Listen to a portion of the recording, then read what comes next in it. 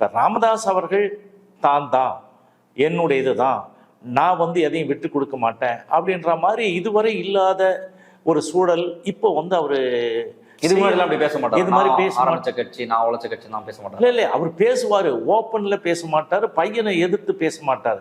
So அப்போ என்ன நடந்தது, இதுக்கு என்னன்னு கேட்டிங்கன்னா, முதல்ல வந்து அறிக்கைகள் எல்லாம் கோக்கா மணி பேரில் வரும். அவர் தலைவராக இருக்கிற வரல, அவர் வந்து ராமதாஸ் அவருடைய அனுமதியோடு இவர் கட்சியினுடைய நிர்வாகிகளை நியமனம் செய்கிறோம், நீக்கிறோம், மாற்றி அமைக்கிறோம் அப்படின்னு சொல்லிட்டு பண்ணுவாங்க.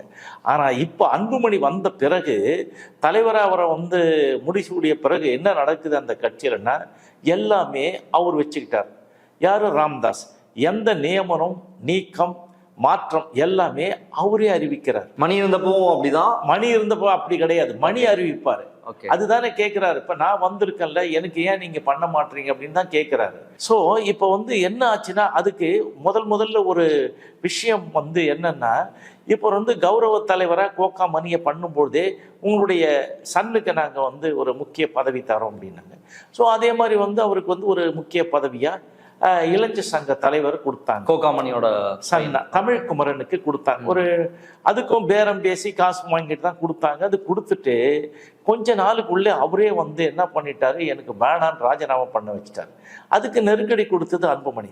என்னை தவிர நான் வந்து இதுல வந்து இன்செக்யூர் ஆகிறா அன்புமணி, வேற ஒருத்தவங்க கட்சிக்குள்ள வர்றது அப்படின்றது தன்னுடைய பதவிக்கு ஆபத்து அப்படின்றத நினைக்கிறாரா? இல்ல இவருக்கே ஒண்ணுமே இல்லையே, அன்புமணிக்கு எங்க என்ன இருக்குது? அதுதான் ஒரே அடியா தடால் அடியா அடிச்சு விட்டார்ல. எல்லாம் நான் சொல்றதுதான் நடக்கு, நான் பிடிக்கலையா போய்கிட்டே அப்படின்றாரு.